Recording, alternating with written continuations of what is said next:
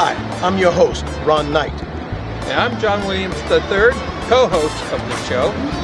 Join us for the Entertainment First Podcast every week. It's all about the music and more.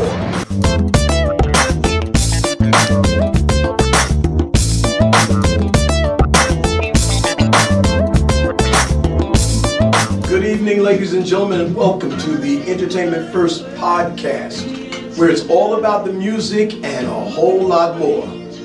Today, ladies and gentlemen, we got a very special guest here today. Somebody I've worked with for quite a few years. Haven't seen him for quite a few whiles, as a matter of fact. But he's here today, and quiet as it's kept, he really didn't want to come on the show. But somehow I got him to do it, and he's here today, ladies and gentlemen, the one and only Mr. Clinton Dow. Welcome aboard, John. Clinton Dow, I can't believe you're on my program, man. I can't believe this. This is unreal. So, you know, the last time I think I saw you was at Cher's concert, where you invited us to come and see Cher. Oh, you came up there? Yeah. Oh, yeah? All the way up in the nosebleed area. And the lighting booth. But that was, you know what, one of the best seats of all time. I love it, yeah. You could see everything on the stage, the whole shot. Ladies and gentlemen, I haven't ignored him. He always comes in and slides up under here. We have my co-host, Mr. John E. Williams. Hello everyone, how you doing? Welcome to the show. We hope you're going to enjoy this. And yes, I slid under the chair, on this table, up on the chair to be here today. That's how come he didn't know me, because I kicked him on the way up. Yeah, right. But so that is the last time you and I actually saw each other. Was at that show. I think you might have seen Kimberly and her parents with my daughter. Oh, I remember. Yeah. That's you saw them. They saw you later after me, because they came to see Cher again, and I didn't want to go to the concert again. I had seen it 3 times. I'd seen it, but I can tell you, man, great show. Girls got it going on, you know. To be honest, I was kind of disappointed with Elton John. Yeah, because I always thought he had a big group, and he said he only ever carried 5 pieces with him. Yeah, same way. 5 pieces he had forever. But when I listened to Philadelphia Freedom Night, there's sure more people playing on that record. Yeah.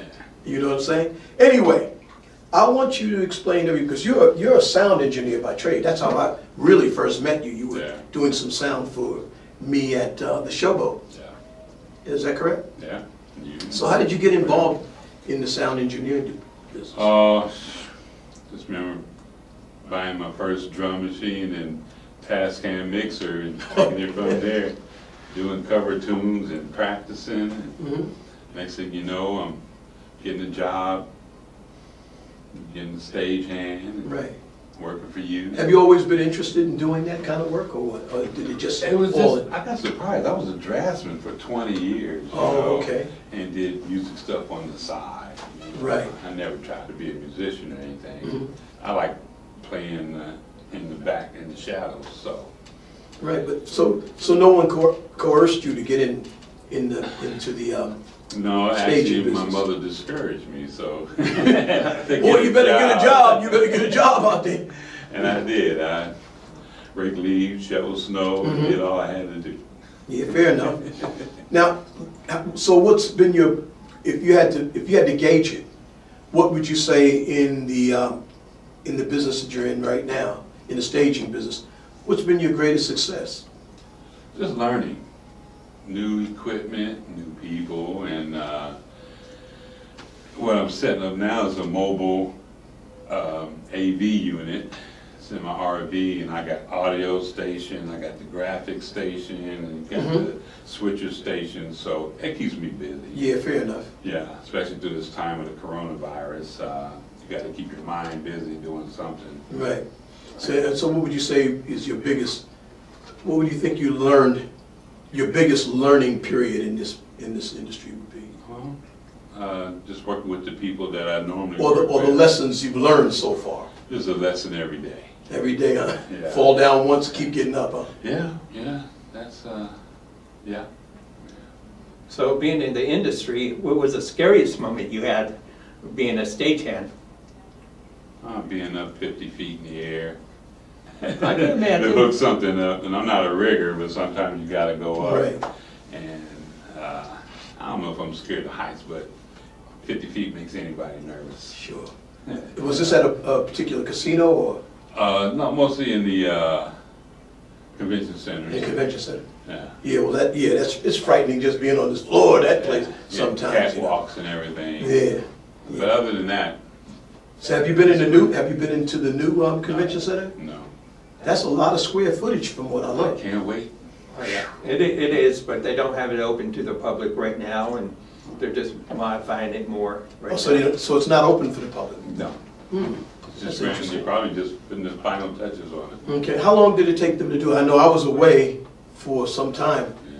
but A how long? couple of years. Couple of years to do it? A year and a half, 2 years, yeah.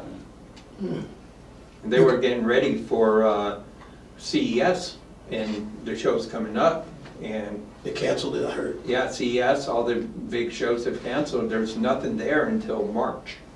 Okay.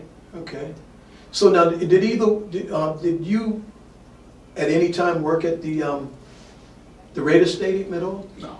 No? Not yet. Interesting. Not yet, many- anyway. So far, not too many union people are gonna be there, it looks like. Really? Yeah. Would you know the reason for that? Yeah, no. No, not at all. Nothing that I can really speak on Yeah. that I know for sure. I'm just surprised that the union's not allowed to be in Well, that it's not building. that they're not allowed. I think a couple of guys got in there Right. when they need special people. Oh, okay. Yeah. So, I think the MGM, they trained a lot of people and they just filled it up. oh, And okay. They got regular people in there. Right.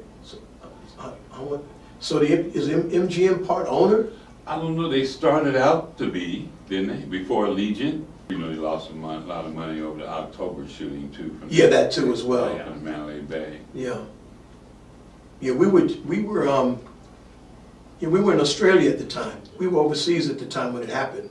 Yeah. They blew it up to the max too, trust me. They did here, okay. And I just actually left the convention floor that evening. Well, I just left the Mandalay Bay. Or that's what I'm saying, the Mandalay Bay thing. My buddy Scott Richards called me up and said, hey man, what's going on outside? I said, I'm at home. I don't Well, know." my understanding, so there was a lot of stories going around about that particular shooting. And still to this day is hushed up. Yeah, I have my stories about it. I actually sat down with the FBI about it too. Did you? Oh yeah, Oh, yeah? because you're doing that much shootings. Why are you shooting out 2 different windows? It was a tragedy. And I was saying to myself, and he always has money on him, tons of money. He was no money on him, and some weapons were gone. Meaning, to me, someone did something, left with the audience or the people escaping. How many people were injured on that? 60 died. 60 people. And 2 more died recently. And they don't know if it's homegrown terrorism or nothing like that? They know who did it. They killed up in there. It's homegrown. Convention. Well, I can say I don't envy you guys' job. Yeah. The stagehand, but I guess that's in any job. You can be taken out any time, Well, at any time, any given time. So let me ask you something. What, in your line of work, what information or knowledge would you like to pass on to the younger generation getting into your business? Learn stocks. Stock in Stock market. Okay. So you don't have to work as hard. Okay.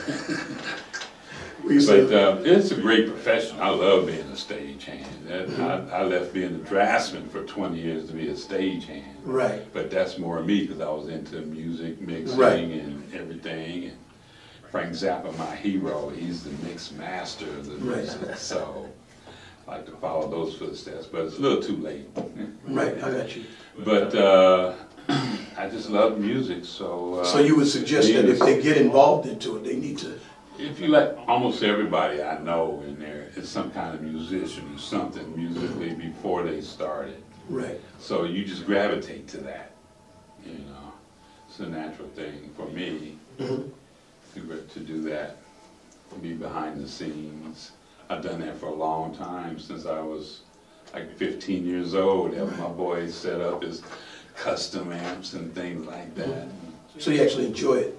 Oh yeah. Oh yeah, right. Yeah. So just curious, what kind of projects are you working on now that may be coming out in the next year or two? Just staying up on the new video editors. I'm working with DaVinci now. It's a new editor that's great. Yeah. And just trying to stay up on all the new equipment that Blackmagic has, and trying to get money to finance this stuff. Yeah, because they change, they upgrade everything. Constantly. Changes, yeah. Constantly changing. I don't know how many programs I've brought in the last 10 years. It's unbelievable. Well, you don't buy them anymore. You just gotta download them and pay monthly. Yeah. I'm trying to get out of a subscription right now. I bet. Well, I was using Magix for a long time. I don't know if you're familiar with Magix. Magix is a video program too as well. But Magix comes out of Germany. And they don't allow you to have, they don't require you to have a subscription. I normally buy the programs. And then when it's time to upgrade, because you're in it, I guess I do have a subscription, but when it's time to upgrade, say if you want to upgrade a video program from what you had, and that program is $500, sometimes they'll sell it to you for $79. So I guess they're getting you either way, but I don't have to be on a subscription, and it's been pretty good. But there's so many different ones now, man. Yeah. Some better than others not better, but anyway, ladies and gentlemen, you have been listening to one of the foremost stagehands in Las Vegas. That's right, the one and only, Mr. Clinton Dow. You have been listening to the Entertainment First Podcast, where it's all about the music and a whole lot more. Thank you, Ron. We'll be right back.